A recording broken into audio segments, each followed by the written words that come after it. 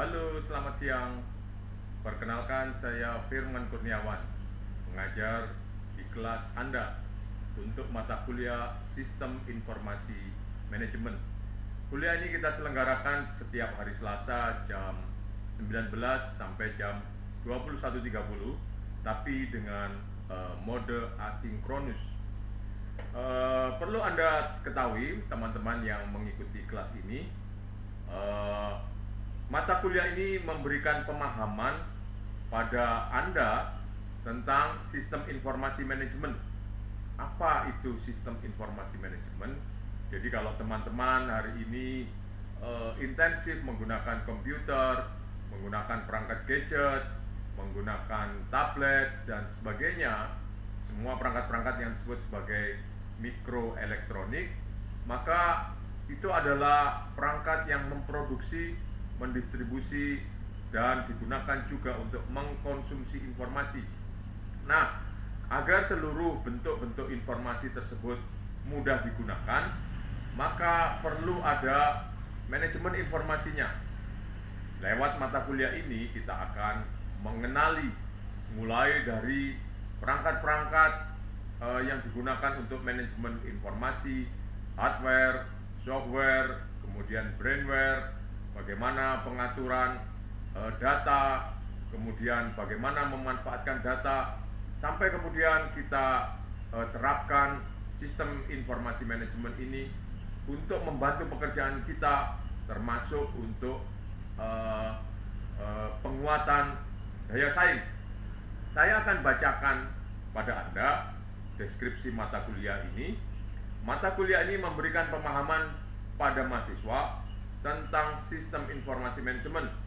Mata kuliah ini menggambarkan perkembangan infrastruktur teknologi informasi yang digunakan dalam bisnis dan keuangan sehingga bisa mampu menguasai digitalisasi bisnis dan aplikasi teknologi.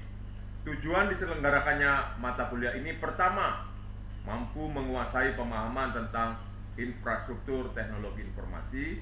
Kedua, mampu menguasai pemahaman tentang aplikasi sistem informasi dalam bisnis, termasuk digitalisasi bisnis. Yang ketiga, mampu menguasai pemahaman tentang digitalisasi bisnis. Yang keempat, mampu menguasai pemahaman tentang kasus-kasus real pada aplikasi teknologi. Memberi pengetahuan konseptual dan praktis yang diperlukan untuk kebutuhan analisis, perencanaan, evaluasi, serta pengembangan yang terkait manajemen sistem informasi.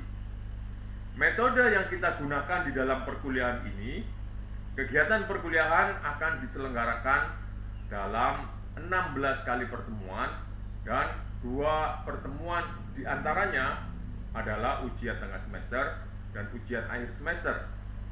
Tetapi berbeda dengan mata kuliah yang lain, sebagian besar dari penyelenggaraan perkuliahan kita dilakukan secara asinkronus. Artinya saya menyajikan bahan-bahan material dalam bentuk video, saya upload di e-learning. Panjang dari setiap materi kurang lebih 15 menit. Kemudian Anda pelajari. Dari pembelajaran Anda itu, saya berikan tugas untuk Anda kerjakan dan Anda kumpulkan setiap minggunya. Nah, di antara pertemuan-pertemuan non-UTS dan non-UAS, selain yang asinkronus, kita mendapatkan kesempatan 2 kali pertemuan tatap muka secara online, yang tujuannya adalah untuk meresum pemahaman Anda. Jadi pra UTS kita sudah pertemuan 1 sampai 7 pertemuan. 1 diantaranya kita gunakan untuk tatap muka secara online. Nah, Anda mempunyai kesempatan untuk menanyakan apa saja material-material yang disampaikan di masa pra UTS untuk kita bahas, untuk Anda tanyakan, untuk Anda dalami. Demikian juga dengan ketika pra UAS, kita juga mempunyai kesempatan untuk bertemu tatap muka secara online 1 kali juga. Nah, di situ Anda bisa menanyakan semua materi-materi yang tidak Anda pahami, mulai pertemuan pertama kaitannya dengan pertemuan berikutnya dan hingga pertemuan yang terakhir. Nah, penyajian materi akan dilakukan dalam bentuk ceramah dan diskusi.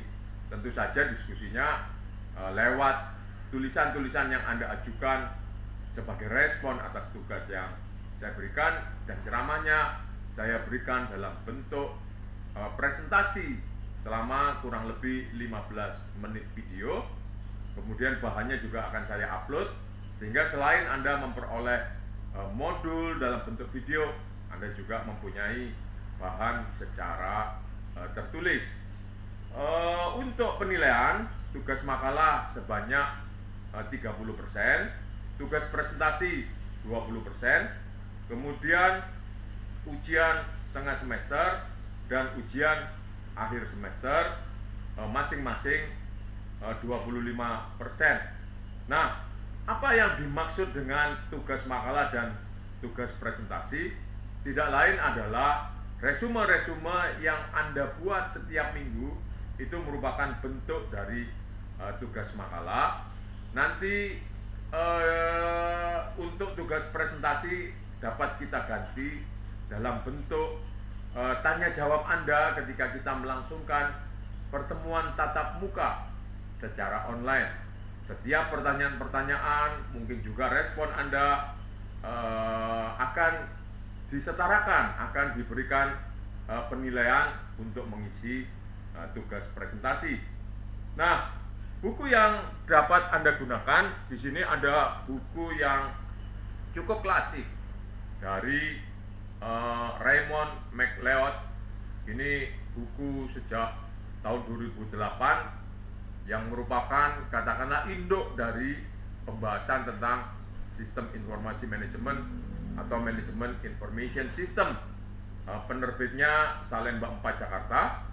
Kemudian juga ada buku yang cukup representatif, tulisan dari Edi Supriyadi tahun 2020, judulnya Sistem Informasi Bisnis Dunia versi 4.0, penerbitnya Andi Yogyakarta. Nah, Anda mungkin kesulitan mencatat atau kesulitan mendengar, materi dari SAP ini akan saya upload juga di e-learning Anda, sehingga Anda bisa membaca bahan tertulisnya dari pembicaraan saya. Oke, tata cara pembelajaran kita tadi, karena kita dalam bentuk asinkronus, Anda menonton video sebagai modul pembelajaran dan juga saya kirim materi dalam bentuk PowerPoint-nya, maka setiap sesi kelas mengandung setidaknya aspek kegiatan. Anda mendengarkan video, kemudian Anda membaca dari buku yang saya sarankan, topik-topik yang lebih mendalam, kemudian Anda mengisi atau menjawab pertanyaan-pertanyaan dan tugas yang saya berikan setiap minggunya, kemudian Anda upload sebelum perkuliahan berikutnya dilangsungkan. Jadi misalnya tugas untuk pertemuan di perkuliahan yang kedua, kemudian Anda mendengar materi dari saya, Anda mempelajari dari buku yang saya sarankan, kemudian Anda mengerjakan tugas, maka tugas paling lambat dikumpulkan menjelang pertemuan ketiga. Jadi sebelum hari Selasa di pertemuan berikutnya, materi sudah Anda upload. Dan sebagai konsekuensi, kalau Anda terlambat, maka tidak akan diberikan penilaian terhadap tugas yang terlambat. Nah, hal yang penting di sini adalah kejujuran akademik. Universitas Paramadina memiliki peraturan anti plagiarisme dan kejujuran akademik.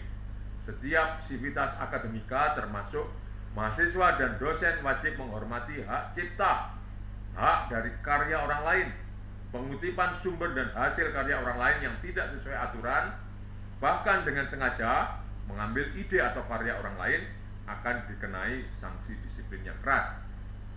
Hal ini termasuk, hari ini Anda sebagian besar saya yakin sudah kenal yang namanya artificial intelligence, ChatGPT 4 atau Bard atau Bing dan sebagainya, atau berbagai macam perangkat-perangkat artificial intelligence yang lain, itu sebetulnya sangat bisa digunakan untuk mengenerate, menghasilkan makalah, memberikan jawaban. Tapi Anda tahu bahwa itu bukan merupakan hasil kerja Anda sendiri. Anda disusunkan oleh mesin, dan di situ pikiran Anda, ide, gagasan Anda tidak tersampaikan. Anda mengumpulkan karya dari mesin. Nah, tentu saja hal tersebut menjadi pertimbangan Anda untuk tidak Anda lakukan. Walaupun saya tidak mempunyai waktu atau mungkin perangkat untuk memeriksa pekerjaan Anda, tetapi sebaiknya itu tidak dilakukan. Dan bisa juga ketika saya mempunyai waktu atau saya menggunakan perangkat yang tersedia untuk memeriksa, maka akan saya lakukan dalam bentuk kecurangan. Maka keseluruhan pekerjaan Anda akan saya anggap menggunakan perangkat tersebut secara curang. Nah, sehingga akan saya anggap Anda tidak pernah mengumpulkan tugas-tugas mingguan. Anda bisa kehilangan poin dari hal yang tadi saya sebutkan, prosentase yang saya sebutkan. Yang berikutnya yang perlu saya sampaikan kepada Anda adalah masing-masing materi perkuliahan dalam minggu per minggu. Pertemuan malam ini adalah perkenalan tentang sistem perkuliahan dan teknis perkuliahan.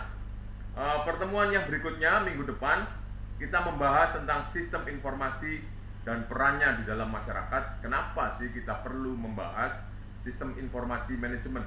Apa aplikasinya di dalam kehidupan sehari-hari? Kemudian minggu ketiga saya akan menyampaikan materi tentang bersaing dengan teknologi informasi.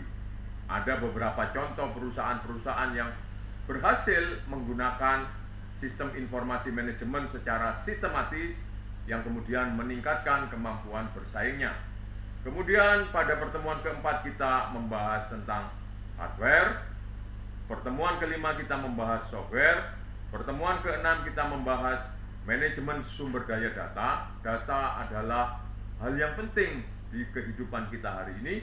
Data disebut sebagai new oil, digunakan sebagai perangkat kemampuan bersaing bagi perusahaan-perusahaan, bagi industri, bahkan menggerakkan ekonomi di dunia ini. Nah, kita pelajari tentang sumber daya data ini. Kemudian pada pertemuan ketujuh kita akan gunakan untuk berdiskusi. Kita pertemuan tatap muka secara online, tidak asinkronus tetapi sinkronus. Kita tentukan kalau tidak salah itu adalah di tanggal 17 Oktober. Nah, kita bertemu tatap muka secara online. Anda boleh bertanya apapun dan setiap pertanyaan Anda masuk di dalam poin penilaian. Kemudian pertemuan ke-8 kita ujian tengah semester. Bentuk ujiannya adalah menganalisis kasus atau menyusun project yang saya akan serahkan soalnya 1 minggu sebelum pelaksanaan UTS dilakukan. Kemudian minggu berikutnya pada pertemuan ke-9 kita berbicara tentang sistem e-business. Kemudian diikuti dengan enterprises system, diikuti dengan e-commerce system. Kemudian dukungan pada pengembangan keputusan. Sistem informasi manajemen digunakan untuk mempermudah kita membuat keputusan. Kemudian tentang artificial intelligence sebagai bentuk perkembangan terbaru masa kini, perkembangan dan solusi teknologi informasi. Kemudian satu pertemuan pertama terakhir sebelum UTS kita kembali akan bertemu untuk berbicara secara sinkronus tatap muka secara online. Kurang lebih itu diperkirakan berlangsung pada tanggal 12 Desember tahun 2023. Demikian, maka di akhir pertemuan kita lakukan ujian akhir semester. Itulah materi-materi kita yang akan kita bahas dalam satu pertemuan perkuliahan. Terima kasih. Selamat malam.